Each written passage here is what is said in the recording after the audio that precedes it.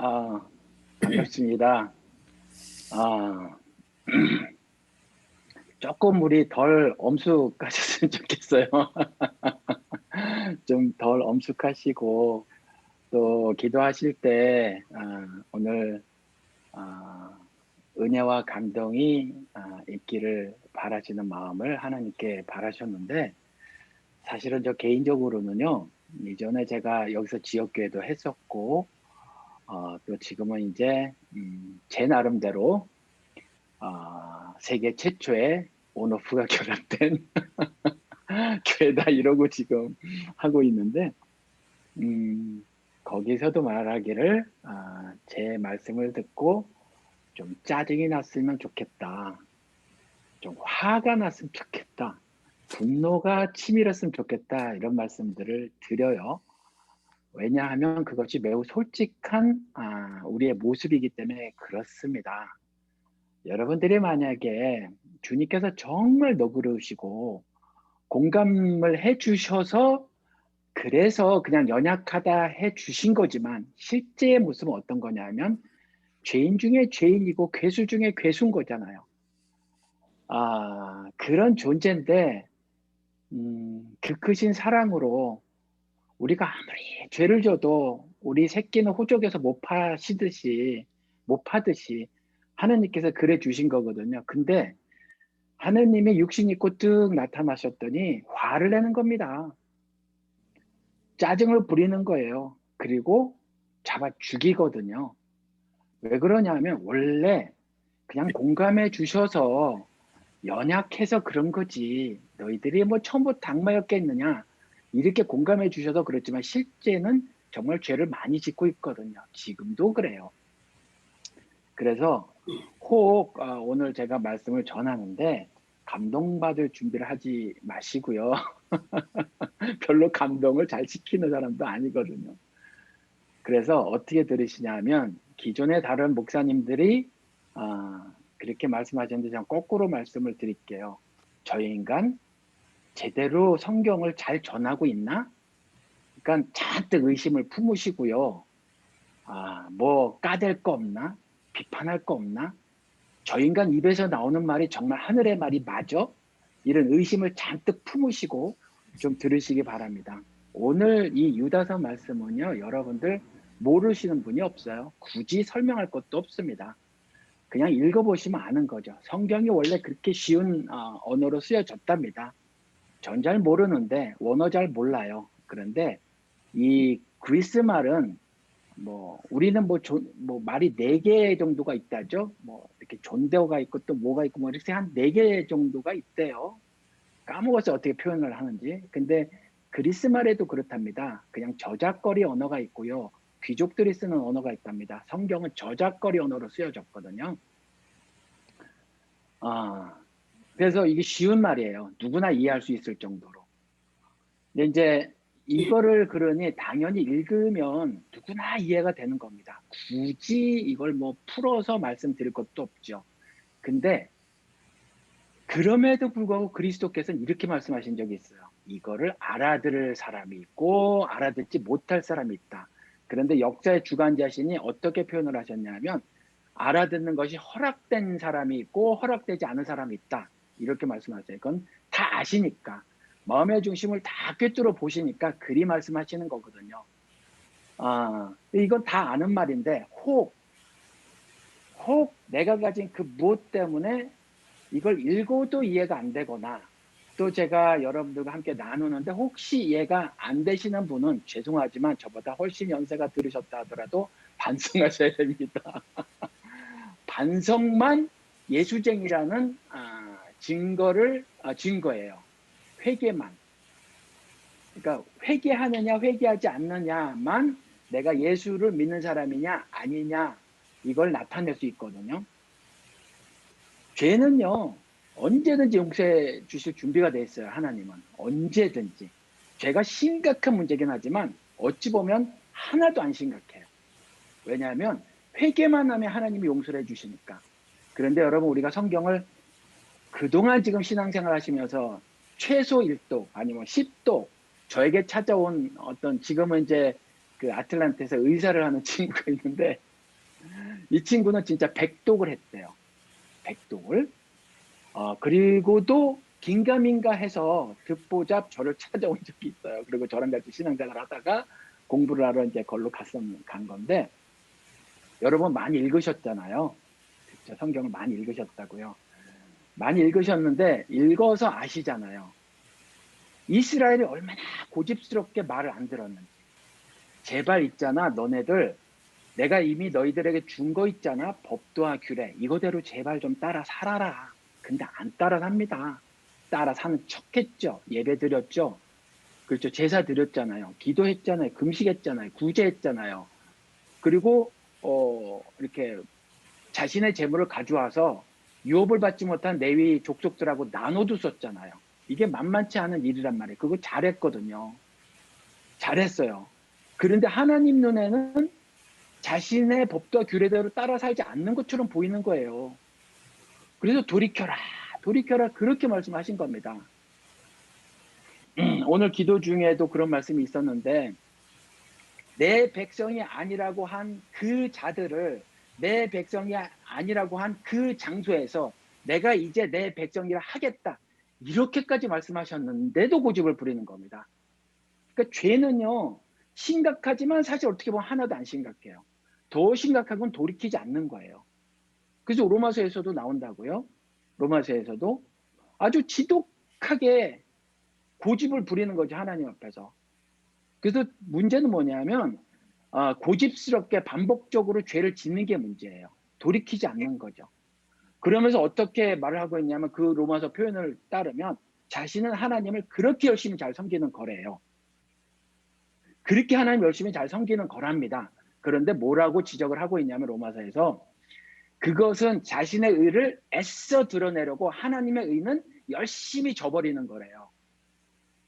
야, 이거 어렵죠? 여러분 이런 부분들을 혹시 생각해 보신 적이 있으세요? 그냥 제사를 드렸잖아요. 그냥 헌금 내라면 헌금 냈잖아요. 그냥 선교한다 그러면 뭐 선교사님한테 뭐 주머니에 돈 좀 찔러 넣어 드리고, 뭐 교회에서 뭐 선교 봉사활동 하자, 뭐 이렇게 선교하고 모금 운동 하자 그럼 그런 것 좀 참석하시고, 집에서 큐티 좀 하시고, 뭐 이렇게 좀 살아오셨잖아요. 근데 그게 이스라엘처럼 그냥 하나님 눈에 아무 의미가 없는 거다, 이러면 곤란하잖아요. 그래서 그게 무슨 차이가 있는지를 좀 생각을 해봐야 돼요. 어떤 차이가 있는지. 그래서 오늘 unreasoning, 미국에 사니까 그냥 이렇게 제목을 그대로 달았어요, 영어로. 근데 한국 번역에는 이성 없는, 이렇게 번역을 해놨습니다. 이성 없는. 근데 여러분, 성경은 하나님께서 우리에게 주신 말씀이잖아요. 우리에게 주신 말씀. 저는 늘 말씀을 전할 때 이렇게 말씀을 드려요. 성경은 하나님의 자기소개서다. 그러니까 성경은 내내 하나님이 자신을 계시하고 계세요. 그걸 요한복음 5장에서 그리스도가 직접 말씀하셨잖아요. 이 어리석은 이스라엘이 성경을 얼마나 묵상했는지. 구약 성경을 그들은 오랄 컬처잖아요. 말한 문화였잖아요. 물론 쓰기도 썼지만, 그래서 기록이 남아있지만 대대로 할아버지가 아버지가 아들에게 말로 가르쳤거든요. 전해주고. 이거를 하나님은 화가 나서 아주 굉장히 화딱지가 나셔가지고 400년 동안 이스라엘에게 침묵을 하셨어요. 중간기라고 흔히 신학자들이 말을 하죠. 그럼에도 불구하고 그 구약 성경을 고스란히 신약으로 옮긴 사람들이에요. 주야로 묵상했다는 거죠. 이 주야로 묵상했다는 게 지금 우리들하고 비교해서는 게임도 안 되는 겁니다. 정말 날마다 많은 시간을 빼서 성경을 달달달달 읽었다는 거죠. 그렇죠. 철학자들이 말하는 그 사유의 시간을 엄청 가진 거예요. 우리는 묵상이라는 단어 쓰죠.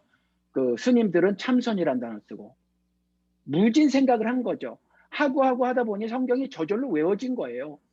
400년이면 몇 대가 지난 겁니까? 근데 그렇게 성경을, 구약 성경을 그대로 옮길 만큼 그렇게 열심을 냈던 사람들이란 말이에요. 우리랑 게임도 안 돼요. 지금 우리랑. 그런데 그들에게 뭐라고 말씀하셨냐면, 예수님께서 니들이 성경에 영생이 있는 줄 알고 그렇게 묵상하지, 그렇게 상고하지, 근데 그 성경은 나에 대한 책이야, 이렇게 말씀하시거든요. 우리는 해석을 좀 확장해서 신약까지 이제 그 성경을 두죠. 그때 이제 구약 성경을 말을 하는 거였지만, 그러니까 성경은 하나님의 자기소개서라고요. 하나님의 자기소개서. 그런데 자기를 소개하시면서 하나님이 말씀을 하세요. 무슨 행동을 하시면서 사람들에게 어떤 한마디 말씀하신다고요. 성경은 1페이지부터 끝페이지를 정리해서 딱 한마디로 사람에게 하는 말이 뭐냐라고 하면 회개하라예요. 반성하라. 생각을 바꿔 먹으라. 돌이키라. 그래서 계속 그렇게 말씀하신 거예요. 돌이키라, 돌이키라, 돌이키라, 돌이키라. 내 백성이 아니라고 한 그 장소에서 그때에 내 백성이 아닌 너희들을 내 백성 삼아 줄게. 이렇게 말씀하신 거거든요. 안 하는 겁니다. 오늘도 그 이야기 하는 거예요. 그래서 이성 없는 짐승 이야기하는 겁니다. 이성 없는 짐승. 이 성경은 하나님께서 우리에게 주신 말씀인데, 그러니까 오늘 본문 말씀을 보고 우리는 이성 없는 짐승과 같은 사람을 경계하고 살아야 되죠. 경계하고 살아야 돼요.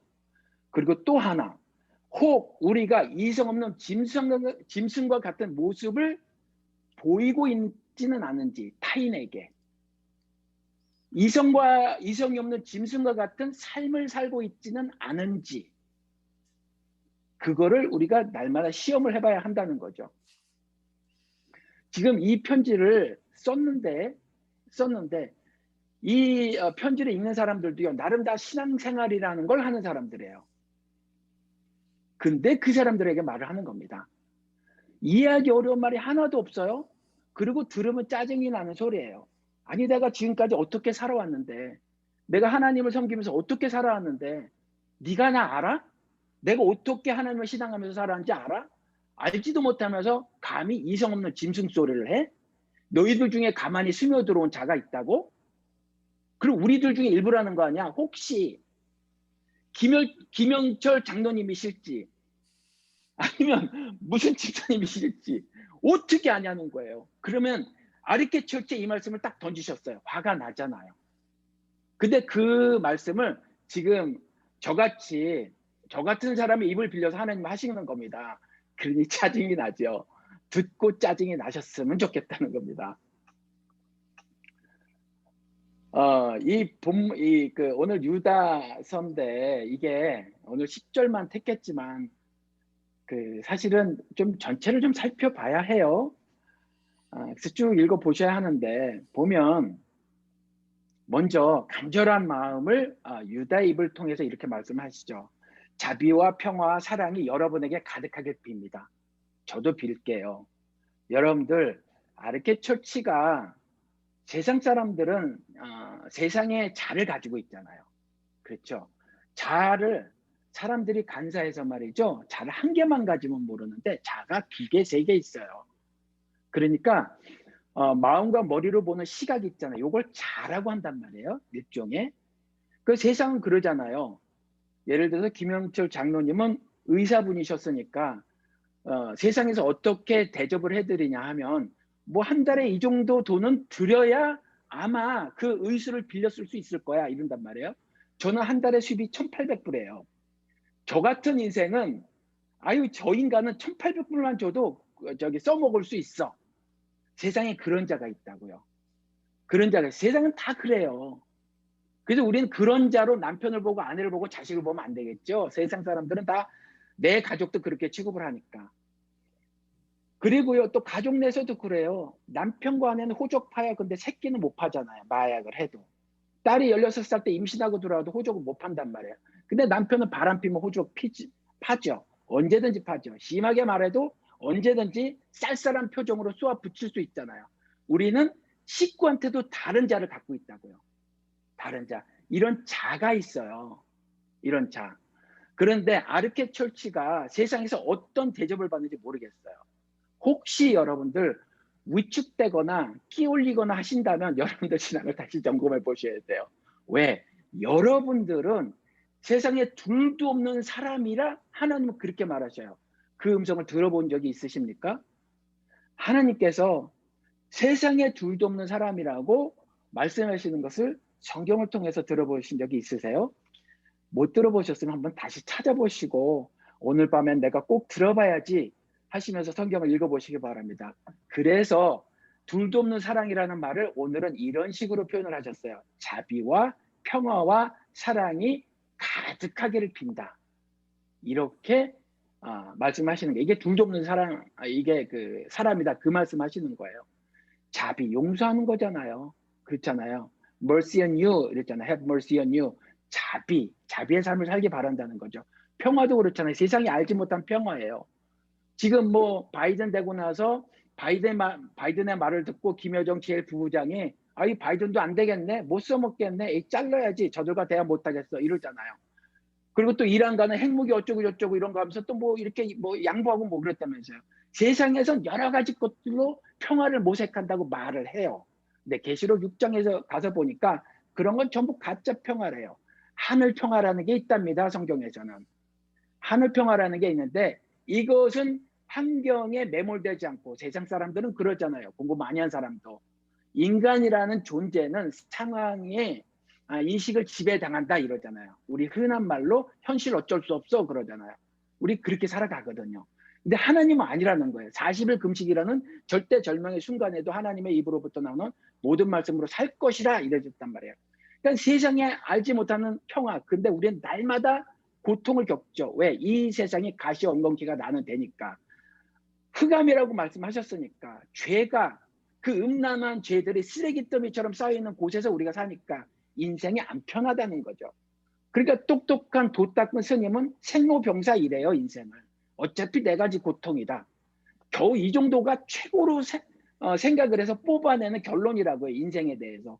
그런데 알지 못하는 평화, 40일 금식이라는 절대절명의 순간에도 하나님의 말씀을 찾으려고 하는 그 무엇을 우리는 가지고 있다는 거죠. 왜 그래요?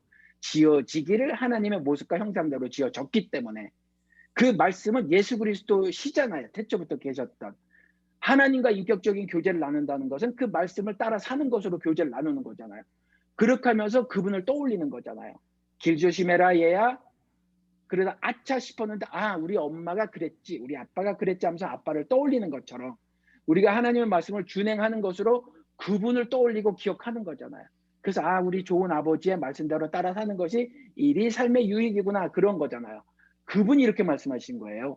자비가 넘치는 삶이 되기를 원한다. 평화가 넘치는 삶이 되기를 원한다. 더 나가서 사랑을 또 말씀하셨어요. 여러분에게 가득하게 빕니다. 세상에 둘도 없는 존재라는 거죠. 율법을 주셨을 때 하나님 뜻과 정성과 힘을 다해서 사랑하라, 그래서 율법을 주신 거잖아요. 너도 지키고 네 후손에게도 가르쳐 지키게 하라, 신명기에 나왔잖아요. 근데 예수 그리스도도 이 땅에 오셔서 그 모든 율법, 그리고 율법 말고도 선지자의 입을 통해서 하신 그 말씀을 완성하러 이 땅에 오셨잖아요. 그래서 그 사랑을 완성하시고자 나무에 매달려 스스로 죽으신 거잖아요. 그랬잖아요. 그걸 아가페 사랑이라고 해요. 성경은 이 아가페 사랑만 써 있는데, 그러면 사랑이 가득하기를 빕니다 이랬을 때 그 사랑이 뭐냐 하면, 애교 많은 아내 사랑하는 그 사랑이 아니라고요. 나가서 열심히 살아서 우리 가정 책임지고 이끌어가는 남편 사랑하는 게 아니라고요. 그게 아니라 더럽게도 미운 거죠. 화가 치밀도록 얄미운 거죠. 한 대 치받고 싶은 거죠. 머리로도 들이받고 싶은 사람이란 말이에요. 근데 그 사람을 사랑할 수 있는 그 사랑이 가득하길 빈대요. 왜 그래요? 그리스도가 이렇게 말씀하셨거든요. 어느 율법이 가장 큽니까? 그랬더니 하나님을 사랑하고 네가 너를 사랑하고 네가 너를 사랑하는 것만큼 이웃을 사랑하라. 내가 나를 사랑하는 것도 있거든요. 내가 나를 사랑할 줄 알아야 남을 사랑해요. 나 외에 타자, 남편이고 아내고 가족이고 이웃이고 박집사님이고 장로님이고. 내가 나를 사랑하지 못하는 사람은 다른 사람도 사랑하지 못해요. 내가 나를 대접해주고 내가 나를 위로해주고 내가 나를 아껴주고 내가 나를 배려해주지 못한 사람이 어떻게 타인을 할 수 있겠어요? 내가 나도 배려하지 못하는데. 아예 배려가 뭔지 모르는데 남을 어떻게 배려해요? 내가 나를 위로해주지 못하는데 위로가 뭔지 모르는데 어떻게 위로를 해줘요? 못 해준다고요. 그래서 네가 너를 사랑해야 해. 네가 먼저 너를 사랑하려면 그만치 이웃을 사랑해. 그것이 완성된 율법의 삶이란다. 로마서 13장 이렇게 하신 거거든요. 이거 말씀하신 거예요. 그러니까 사랑이 가득하려면, 즉 원수까지라도 죄인인 사람을 사랑하려면 내가 나를 사랑해야 그 사랑이 가능하잖아요.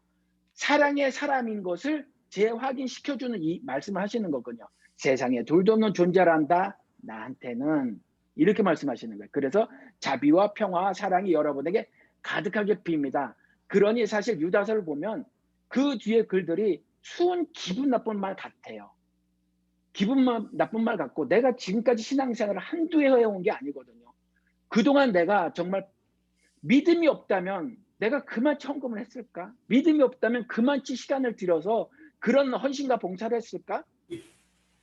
그런 것 갖고 내가 내 믿음을 증명하려 하지만 사실은 성경은 그렇게 말하고 있지 않단 말이에요.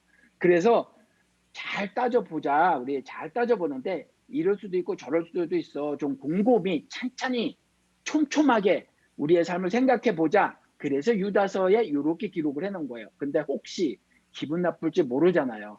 그러니까 앞에 자비와 평화와 사랑이 여러분에게 가득하길 빕니다. 이게 둘도 없는 내 사람이로다 라고 하나님께서 말씀하시는 거예요. 내 사람이로다 하고 말씀하실 때는 아시잖아요. 그리스도가 사실은 하나님의 아들이 아니에요. 문학적 표현이죠. 그렇죠. 아들은 무슨 아들이에요? 그 아들의 의미는 두 가지예요. 신의 아들은 신이니 그렇게 문학적으로 표현하신 거예요. 사람의 아들은 인자, 사람이고 짐승 새끼는 짐승.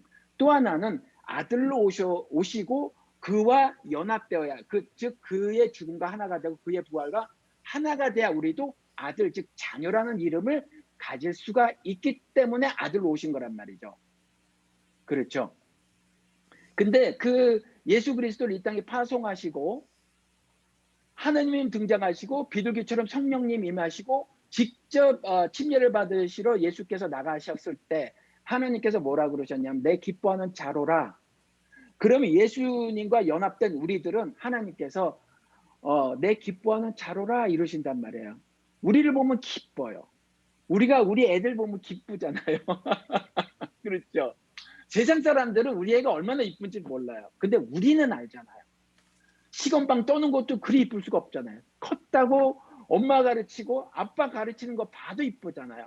건방을 떨어도 그렇게 건방을 떨 수가 없는데 그 아이가 얼마나 이뻐요. 세상 사람들은 모르죠. 나는 알아요. 왜? 내 새끼니까. 똑같다는 거죠. 하나님도 내 새끼니 내 기뻐하는 자로라. 보기만 해도 흐뭇하시다. 그래서 입가에 스마일이 이렇게 미소가 지어진단 말이에요. 우리를 보고. 그거 이렇게 말씀하신 거예요. 자비와 평화와 사랑이 여러분에게 가득하게 빕니다. 유다입을 통해서 유다서를 읽은 저를 통해서 하나님이 말씀하시는 거예요.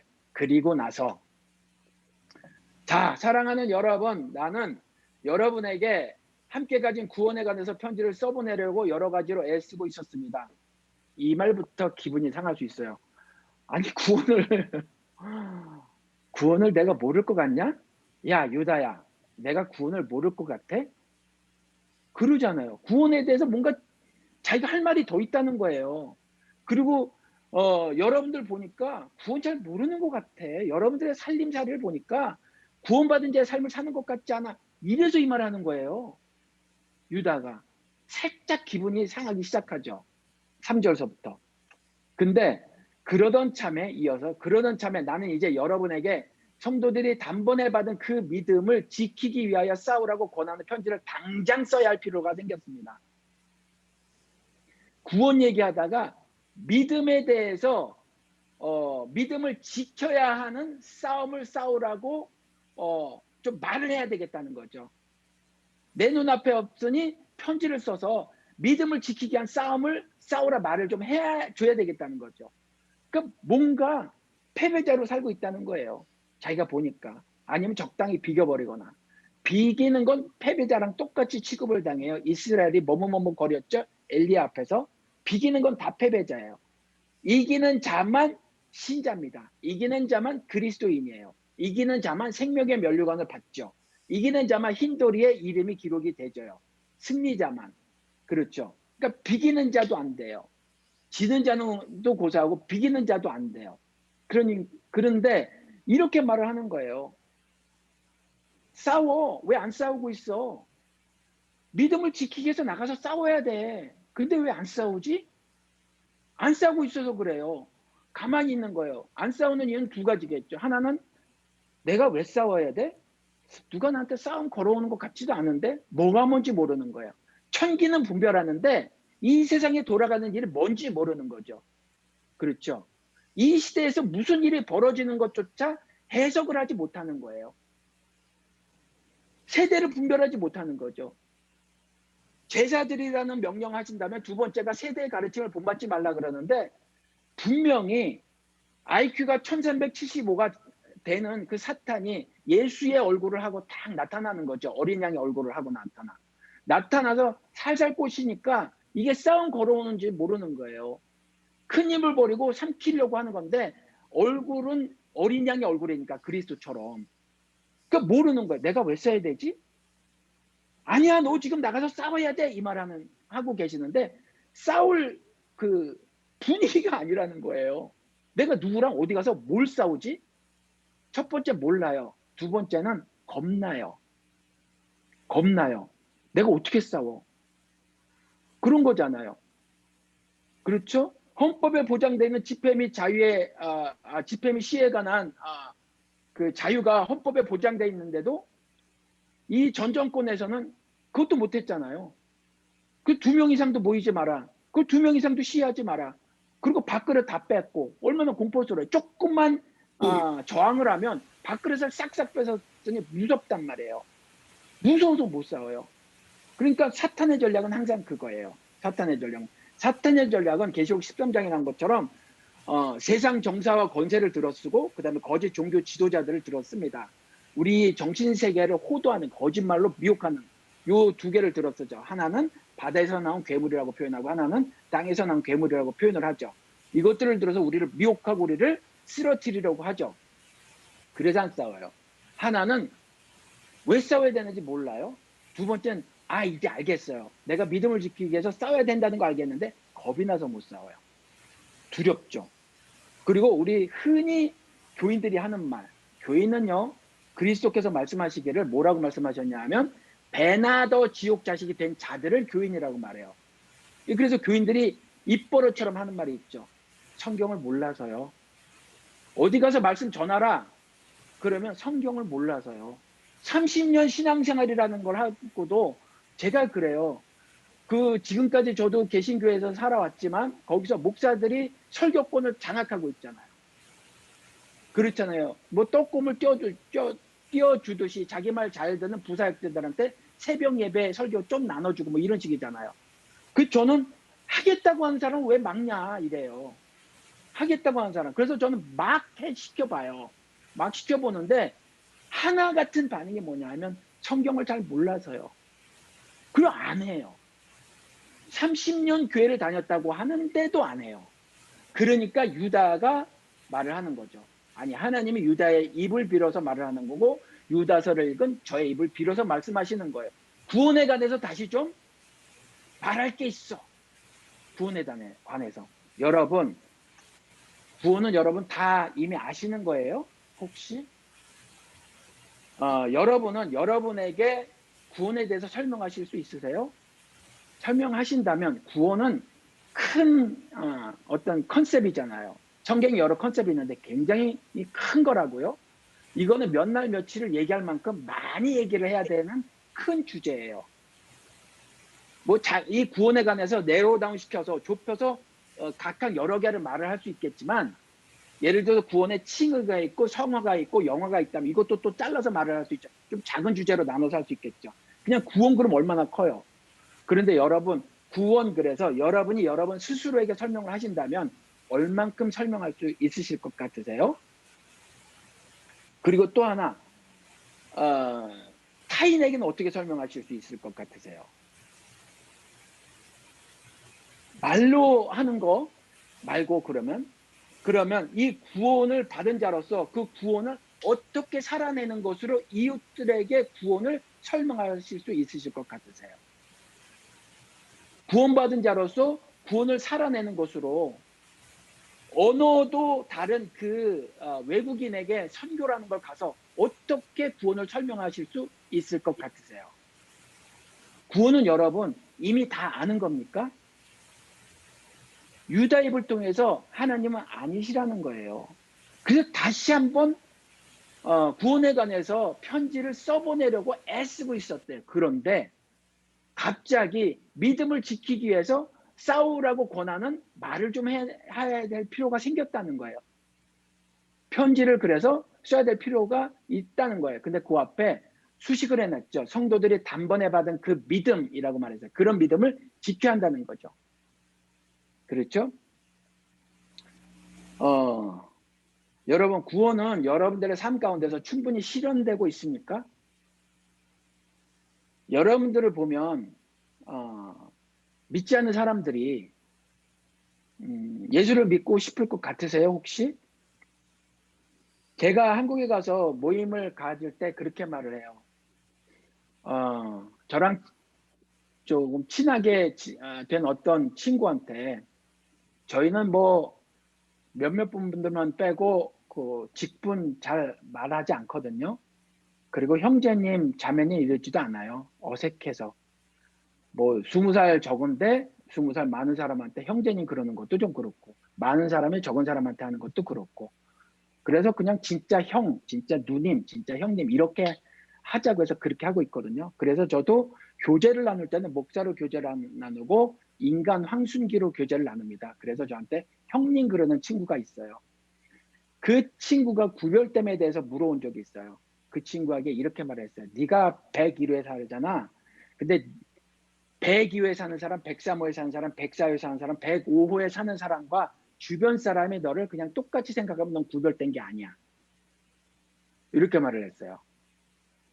사람들이 인식하는데 102호나 103호나 104호나 105호나 네가 그냥 교회 열심히 다니는 사람이야. 이건 그냥 종교인으로 다른 거고, 정말 성경에서 말하는 홀리, 거룩감, separate from the world, 세상과 구별된 자로서는 너는 하나도 나타내고 있지 못한 거야 라고 말을 했어요.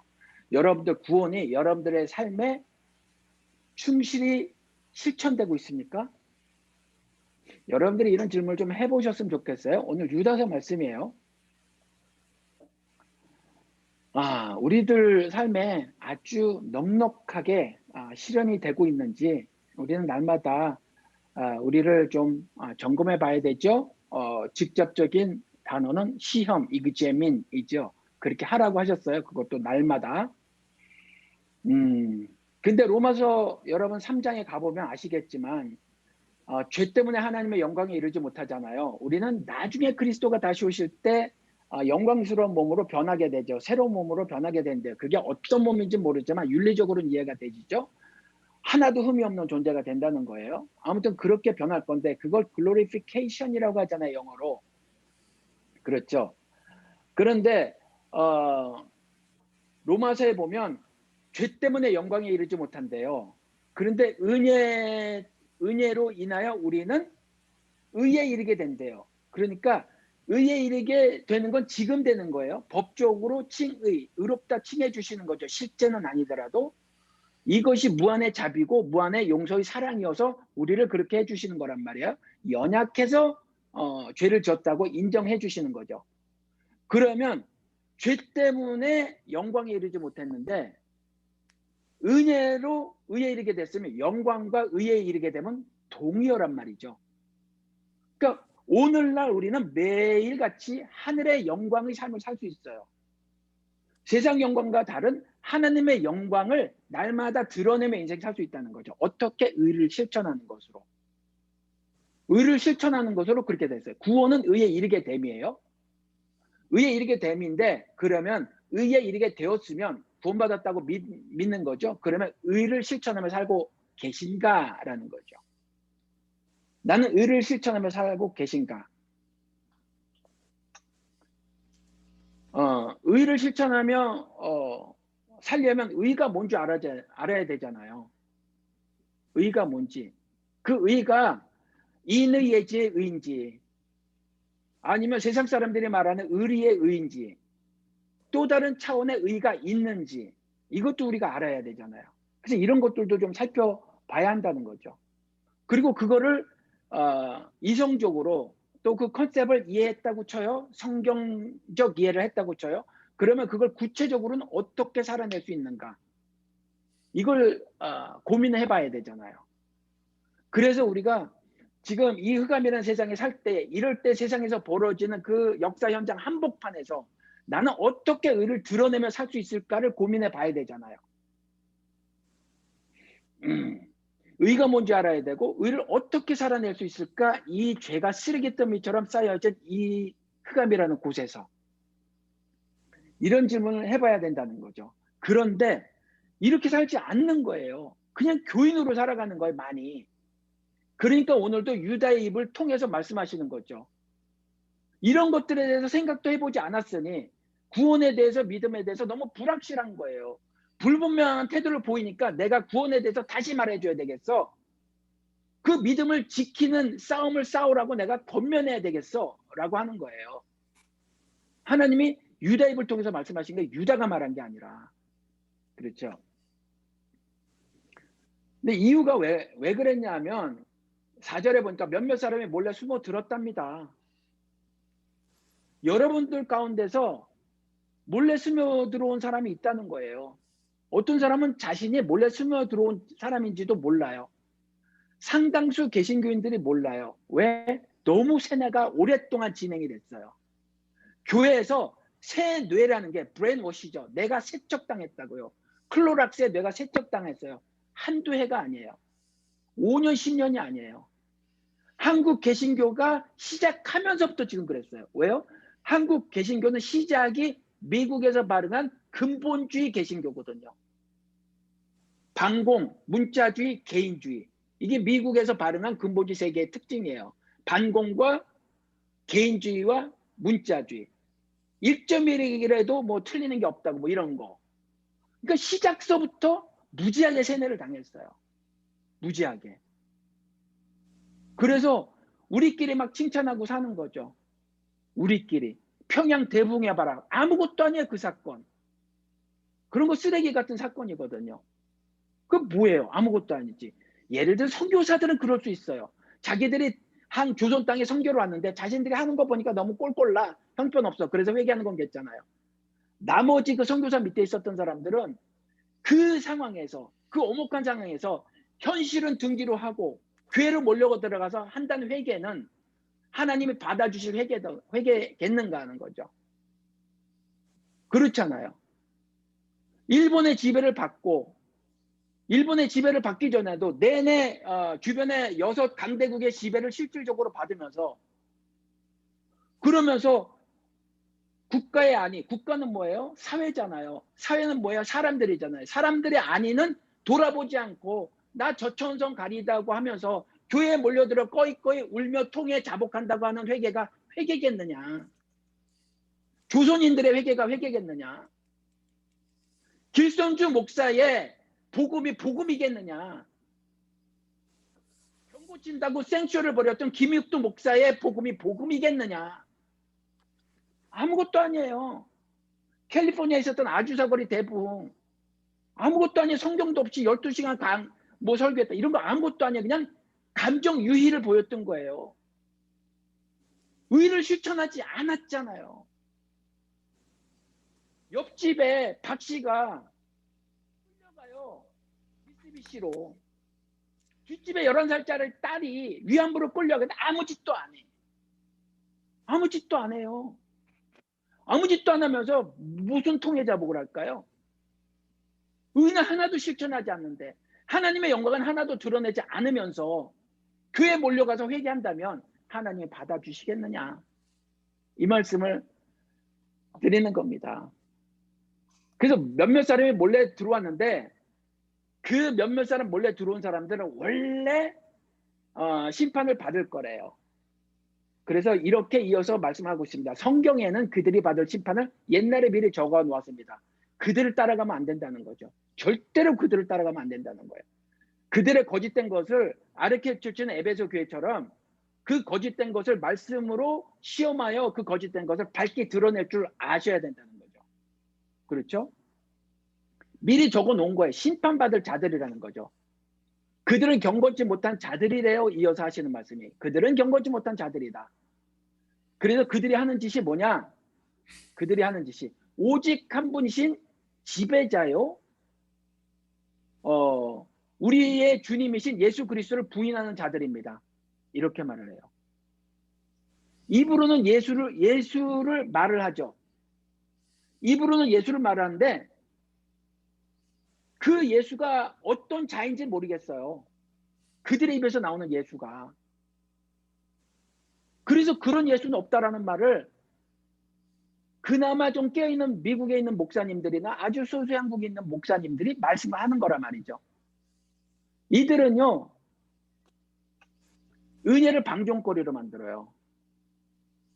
그래서 뭘 받았대요, 주님께. 뭘 받고 산대요. 그리스도의 은혜로 뭘 받고 산대요. 근데 보면 이생의 자랑거리, 육신의 정욕, 안목의 정욕거리들을 받았대요. 주님의 은혜래요. 채워주시는 하나님께서 채워주신 거래요. 전도서 말씀대로 미쳐서 그래요. 미친 건 어리석어서 그런 거고 어리석은 건 악해서 그런 거예요. 이거 전도서 말씀이에요. 그런 거거든요. 오직 한 분이신 우리 주님, 그 예수 그리스도를 부인하는 자들인데 이 자들이 하는 짓이 은혜를 방종거리로 만든대요. 이 방종거리가 뭐예요? 교회 들어가서 무지막지하게 종교생활을 하는 거예요. 은혜가 나타나는 건 이 흑암이라는 세상에서 빛과 소금으로 사는 거죠. 빛과 소금으로 살아서 의에 이르게 된 자로서 하나님의 영광을 드러내는 거예요. 어떻게 의를 실천하는 것으로. 근데 교회로만 몰려가. 날마다 모여. 모이게 힘쓰라는 말을 굉장히 곡해하는 거죠. 그래서 자꾸 모여. 모여서 똑같이 관념적인 언어들만 주고받으면서 정신유에 빠져 있어요. 그리고 실제로는 흑암이라는 그 세상에서 빛과 소금으로 살려는데 안 살아요. 안 사니까 답답해서 유다입을 통해서 이렇게 말씀하시는 거란 말이죠. 우리의 열심이요. 그리스도의 은혜를 방종거리로 만들지 않나 생각해 봐야 합니다. 그리고 나서 이렇게 말을 해요. 여러분들에게 하시는 말씀입니다. 여러분들은 이미 다 알겠지만 여러분 아실 거예요. 로마서에도 나오잖아요. 이미 들은 바 됐어요. 입에 있고 마음에 있대잖아요. 이건 구약의 말씀을 통해서 보면 가까이 있다며 이거든요. 이미 말씀을 들은 바 됐다는 거예요. 그러니까 여기 또 말하는 거죠. 여러분이 이미 다 알겠지만 이미 다 아시는 거예요. 모르는 바가 아니라는 거죠. 근데 내가 다시 여러분의 기억을 일깨워 드리려는 것은 이겁니다 라고 말을 해요. 그렇죠? 그러면서 뭐 하나님께서 이집트라고 말한 거, 이집트는 세상을 말하라 하죠. 흑암이라고. 그 이집트에서 건져내신 사건을 말을 하고, 건져내시는 건 구원의 사건인데 그 다음에 구원하셨는데도 불구하고 믿지 않는 자들이 있었대요. 그 역사를 경험하고도. 그게 히브리서 5장에 나온 말이에요. 나중에 한번 찾아보시기 바랍니다. 벌써 시간이 꽤 가서. 그래서 구원해 내셨는데 구원의 은혜를 받았는데 그런데 멸망을 당하는 거예요. 믿지 않아서. 믿음은 없어요. 그 무리에 속해져 있긴 하지만. 그렇잖아요. 은혜를 맛봤다니까요. 하나님의 말씀을 경험은 해봤어요. 성령의 인도하심을 경험은 해봤다고요. 다. 근데 단단한 음식을 못 먹네. 못 먹어요. 세상의 모든 것을 밟아 이기는 승리자의 삶을 살아야 되는데 음식도 단단한 거 못 먹어요. 이건 진리의 말씀 이해하지 못하는 자여서 그리스도의 도의 초보를 다시 배워야 하는 자들이래잖아요. 그러니까 그리스도의 도가 뭔지 모르는 사람들이에요. 그런 것들을 다 경험했어도. 하나님이 이스라엘을 이집트에서 건져내셨어요. 흑암에서 끄집어내셨어요. 그런데 하나님 향한 신앙을 보이지 않아요. 그러니까 멸망당하는 거죠. 그렇죠. 그렇다고 이렇게 딱 말씀을 해 놓으신 거예요. 그리고 그 몰래 숨어들어 몇몇 사람들, 그 사람들의 행실을 다시 말합니다. 그냥 쭉 넘어가서 그 뒤를 읽을게요. 그들에겐 화가 있습니다. 이건요, 나에게도 화가 미칠지 모른다라는 전제를 두고 유다서를 읽으시면 좋겠어요. 그들에게 화가 있습니다. 그들은 첫 번째 가인의 길을 걸었으며 두 번째 삭을 발해서 불의한 삭이라고 나와요. 보통 이 발람 이야기가 굉장히 많이 나옵니다. 불의한 삭을 발한 거죠. 발락의 방에 있었던 금과 은을 발한 거예요.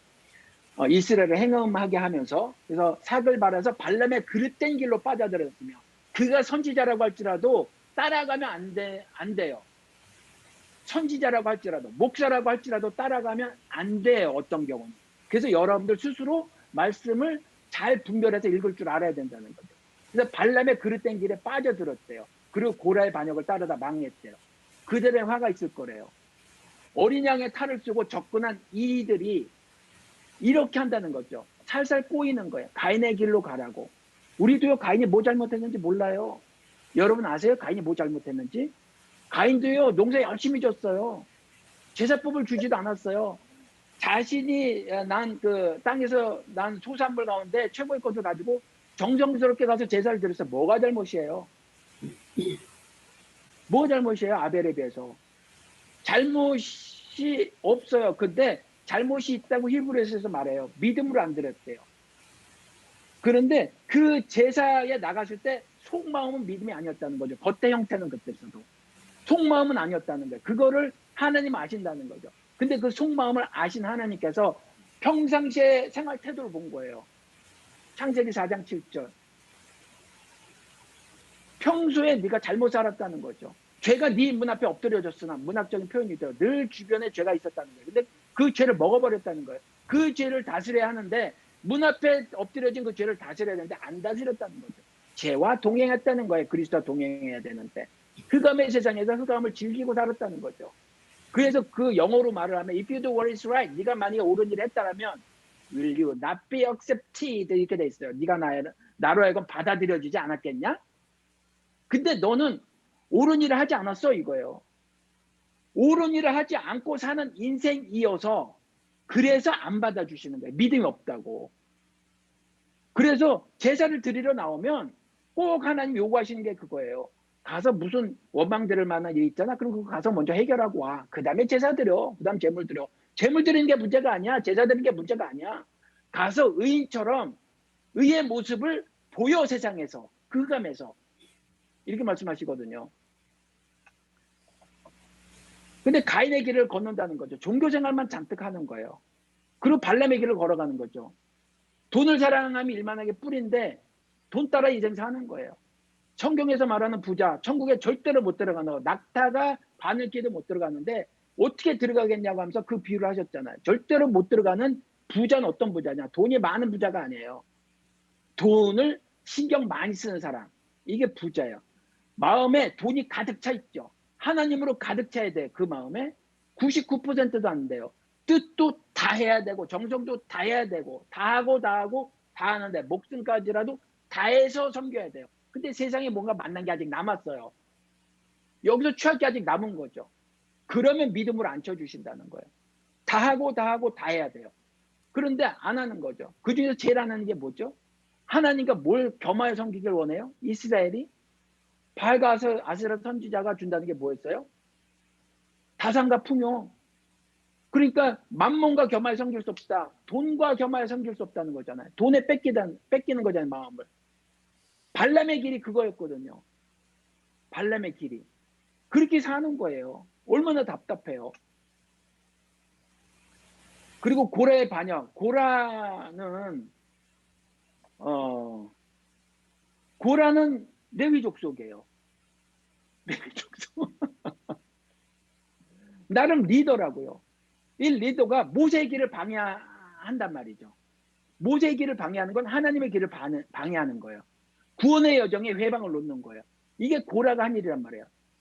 근데 그 고라가 한 일대로 따라 사는 거죠. 깨어있지 않으면 나도 모르게 고라를 따라가고 있어요. 어느 날 보면. 깨어있지 않으면 나도 모르게 발람을 쫓아가고 있다니까요. 깨어있지 않으면 나는 똑같이 가인과 같이 살고 있단 말이에요. 그들에게 화가 있을 것이다 이렇게 말을 하잖아요. 그렇죠? 그래서 그들을 뭐라고 말했냐? 이성이 없는 짐승들이다 이렇게 말을 한 거예요. 본능 따라 산다. 이게요. 여러분들 속에 몰래 스며들어온 그들일 수도 있고요. 여러분들이 알고서도 이런 이성 없는 짐승일 수도 있고요. 여러분들이 말씀을 잘 깨닫지 못해서 사탄의 꼭두각시로 이성 없는 짐승처럼 사시는 수도 있어요. 그래서 성경을 읽긴 읽어야 되는데 더 중요한 건 이 말씀을 가지고 내가 고민을 하고 실제 삶에서 이거를 반영해 보는 거예요. 이게 더 중요해요. 그래서 행함이 없는 믿음은 죽은 믿음이라고 한 거거든요. 이 흑암에서 사시면서 이런 것들을 고민하시기 바랍니다. 이성 없는 짐승들처럼 이렇게 번역을 해놨는데 매우 잘 번역한 거예요. 근데 원래는 지금 우리 장로님께서 여기에 illogical 이렇게 써놓으셨어요. 너무 감사하게 잘 써놔주셨는데 그런 말입니다. 그런 말인데 우리가 logic 그러면 논리 이런 뜻도 있잖아요.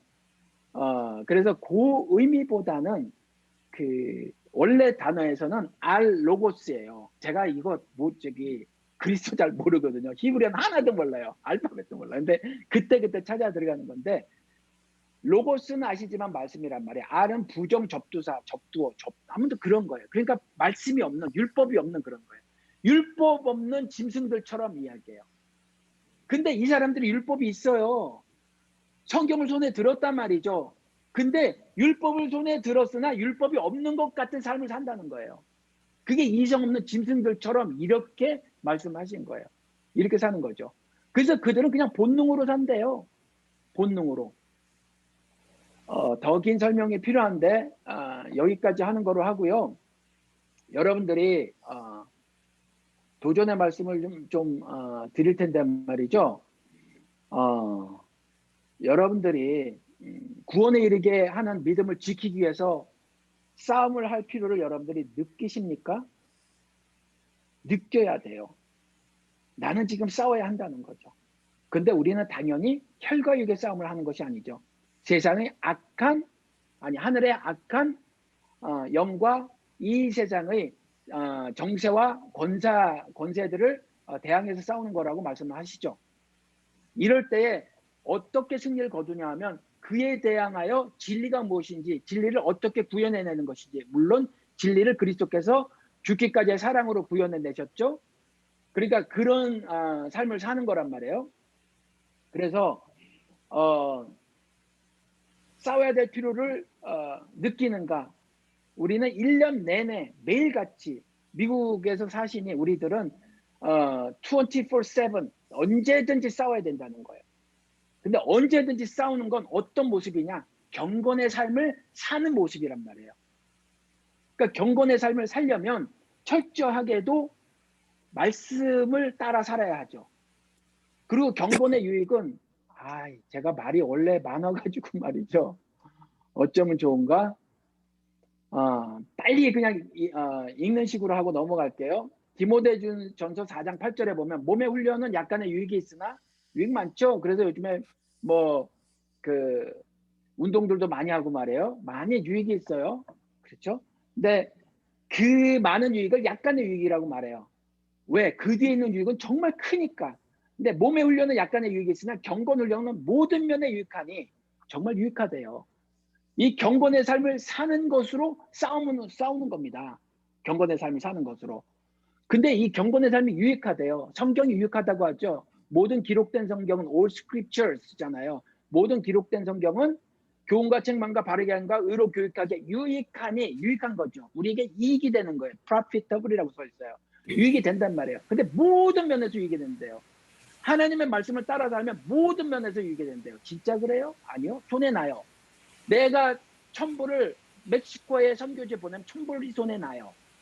그렇잖아요. 누가 내 뺨을 쳤는데 다른 편 또 되면 뺨 2대만 손해나요. 근데 모든 면에서 유익하대요. 이건 믿지 않는 사람은 몰라요. 내가 매를 맞았는데 유익한 거죠. 내가 십자가에 달려 예수와 함께 죽었는데 유익한 거예요. 나는 죽고 내 안에 계신 그리스도가 사는데 그게 유익한 거예요. 이건 믿는 사람만 알아요.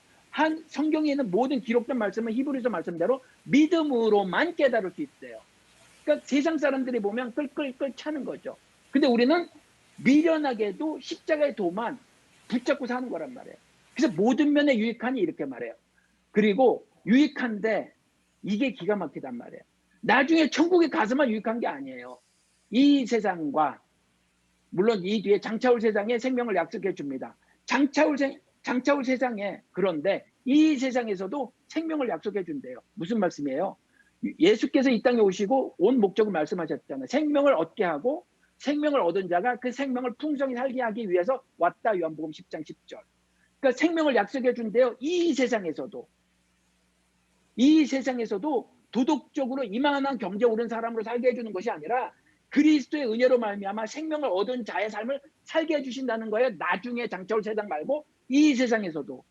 이게 경건한 삶이란 말이에요. 이렇게 경건한 삶을 사는 것으로 투쟁의 삶을 사는 거죠. 싸우는 거예요. 이게 믿음을 지키는 삶이란 말이죠. 그렇죠. 그래서 뭐라고 말을 해놓고 있냐면 경건의 모양은 있으나 경건의 능력은 나타나지 않는다. 어느 성경은 이걸 이렇게 의역해서 성령의 능력이 나타나지 않는다. 경건의 모양은 있으나 종교생활 잘하잖아요. 믿음 좋다는 소리 한두 번 들었어요? 여러분들 다 들으셨을걸요? 저도 그랬어요. 믿음 좋다는 소리 많이 들었거든요. 그렇게 충성 봉사를 했으니 교회에서. 그렇잖아요. 경건의 모양은 무지하게 있으나 경건의 능력은 안 나타나. 왜요? 흑암이라는 세상에 가기를 싫어해. 가서 빛과 소금으로 사는 거 싫어해요. 그냥 교회에서 등 따시고 배부르고 안락하고 윤택한 생활만 하길 원하는 거죠. 종교생활. 그래서 경건의 능력 얘기한다고요. 경건의 능력이 성령의 능력으로 번역되는 경우도 있는데, 그래서 성령께서 의의 길로 인도하신 그것을 따라 사는 것으로 경건의 삶을 살죠. 이것으로 유익한 삶을 산다는 거예요. 내가 이익이 생기는데 기쁘지 않을 수 있어요? 그러니까 하나님의 기쁨을 우리가 누릴 수 있죠. 그래서 항상 기뻐하라, 이 말씀이 경건의 삶을 살라, 그 말씀이에요. 그 경건의 삶을 따라 살면 기쁜 삶은 자동적으로 따라온다, 그 말씀이라고요.